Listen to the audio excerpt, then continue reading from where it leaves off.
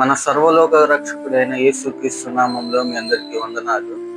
20వ కీర్తన 7వ వచనం మనం చదువుకున్నాము. కొందరు రథములను బట్టి కొందరు గుర్రములను బట్టి అతిశయపడుదురు, మనమైతే మన దేవుడైన యెహోవా నామమును బట్టి అతిశయపడతాం.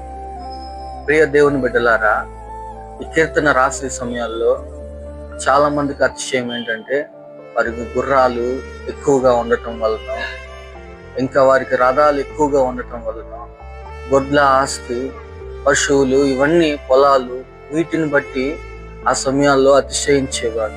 నేటి దినాల్లో మనం చూసినట్లయితే వారి చదువులను బట్టి ప్రజలు చాలా మంది వారికి ఉన్న జ్ఞానాన్ని బట్టి వారు ఏదైనా సాధించగలుగుతారు, వారు ఏదైనా డబ్బు ఎంతైనా మేము సంపాదించగలుగుతాము.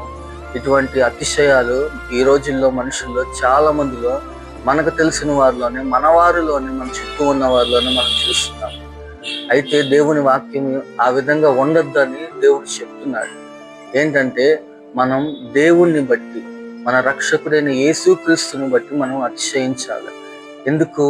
ఆయన ఇచ్చిన మహారక్షణ అది ఎవరు ఇవ్వలేనిది. ఆయన మనల్ని నూతన సృష్టిగా మార్చగలిగే అట్టి రక్షణను బట్టి మనం సంతోషించాలి.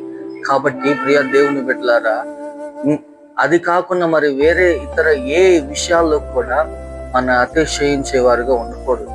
అలా అతిశయించిన వారందరూ ఎలా ఉన్నారు అంటే, కింద వచనం మనం చదువుకున్నాం. ఏముంది అంటే, వారందరూ కృంగి నేల మీద పడిపోయారంట. కానీ మనము లేచి నిలబడగలుగుతాం. ఎందుకంటే మనం నమ్ముకున్న దేవుడు సర్వశక్తిమంతుడై ఉన్నాడు.